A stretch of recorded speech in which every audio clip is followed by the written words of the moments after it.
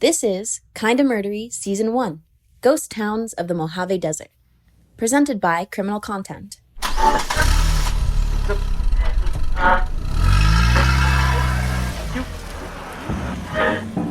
You're rocketing down the 15 freeway between Vegas and LA. It's a scorched wasteland of Airstream meth labs and unrelenting heat. This is no place you'd want to stop. But the car's on fumes, so you take the exit and you pull up to the gas station. It's abandoned, a concrete canvas that some local Michelangelos turned into the Sistine Chapel of spray paint penis. A grave marker for every crazy story lost in the desert sands. These are the ghost towns of the Mojave Desert. And this is Kinda Murdery.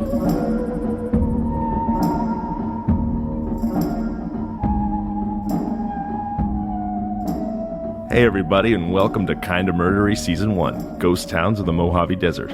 I'm your host, Zevon Odelberg. Thanks for deciding to be here. Erin, it seems like you've made a career out of visiting some of the most murdery places in the world and doing some pretty murdery stuff. So can you tell us about one of your favorite times that something really bizarre and strange happened? Well, I don't want to be accused of doing murdery stuff. I don't know if I She wants straight just murdery. Kinda murdery stuff. Just overtly murdery. She doesn't want that. She doesn't want that little asterisk. Choosing a favorite is tough. I've certainly, like you said, I've certainly gone to some of the most murdery places on purpose. We stayed another night in the Suicide Woods, which is the Akigahara forest in Japan. Oh, whoa. I remember. It's located at the base of Mount Fuji. So you stayed in the Suicide Woods. What was that like? Oh my, you are made of stronger stuff. I get scared like walking to the bathroom in the dark at night. Yeah, what was that like? You compared me swimming with sharks with your wife's cold leg on you at night. That's how I feel. Well, that shows you about how brave I am. Like, you can handle sharks. She puts a cold foot on me, and I'm, oh Christ, what is that?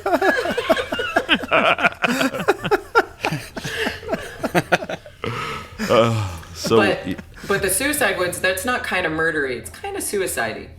Right. And very sad. I mean, it's so devastatingly sad that it's become, because in Japan, suicide is still a very honorable way to get out of a lot of things. Debt, cheating on your wife, losing your job.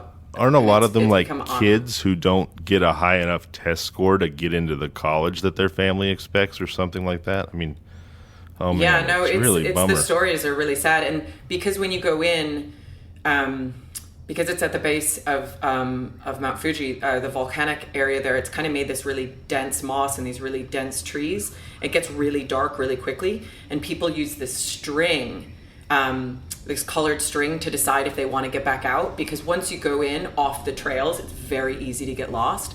And when you're there and it's the end of the month, when a lot of unfortunately the bodies have been left, you can see all of this colored string all around you.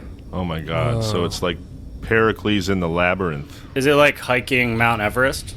No, it's very, very different. Like the moss is like knee deep. Like there's some areas where you're just walking in this dense moss. It's very flat at that point. You're not actually on the mountain. You're in these really big, I just meant like, areas. you know how there's the dead bodies in Mount Everest? They're like check marks? Oh, yeah, no. At the end of the month, they have a suicide squad that goes in and takes all the bodies out. So. Oh my God! And what's the average like suicide? Do you know how many people every month kill themselves on average? Unfortunately, I don't know the numbers. There's big signs everywhere that say, "Please turn back. Your life is worth it. Call these numbers." They do what they can to kind of dissuade people from doing it.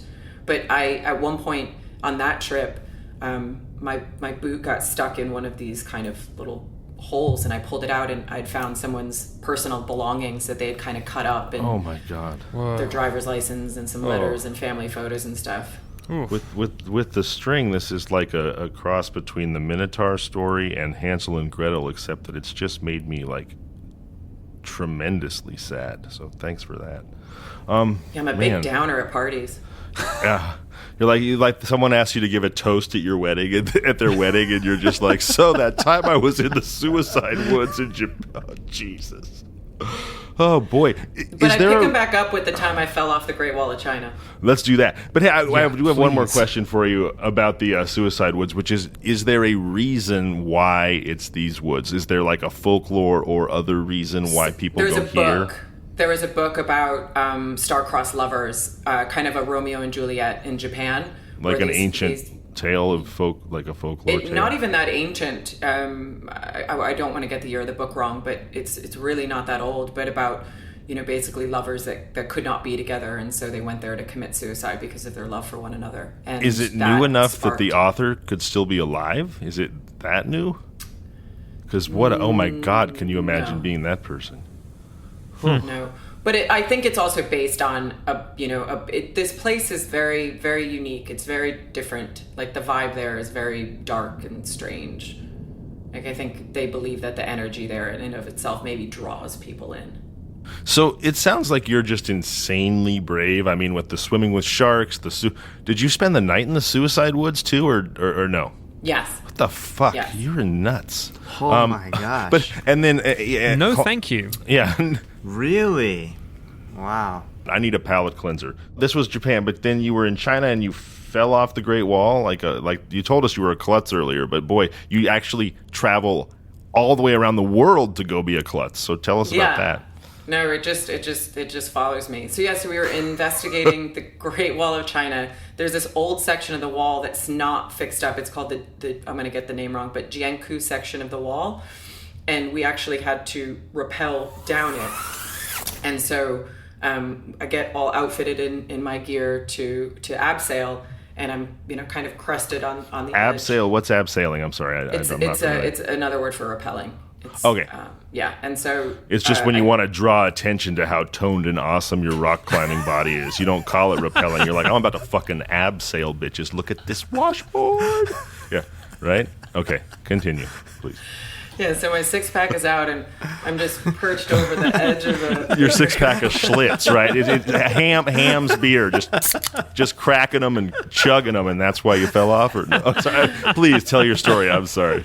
No, and I'm over the edge, and if you know with your rappelling, eventually you kind of have to just put all of your weight back, and when I did that, this little carpet that they had put on the edge of the wall to make it so that the crumbling section doesn't fall on you as you're going down, it slipped and I flipped completely upside down and I started falling because that's not how the harness works. So I had to kind of manipulate my body, throw myself against the wall to stop falling. Wow.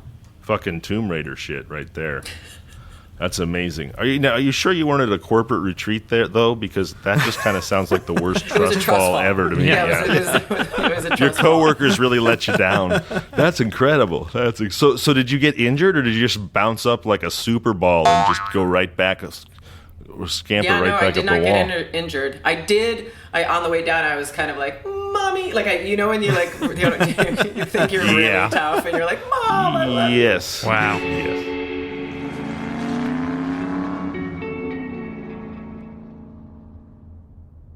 Well, that's our show for Adam Volrich, Sean Christensen from Criminal Content, and the incredible Erin Ryder. I'm Zevon Odelberg, and this has been Kinda Murdery.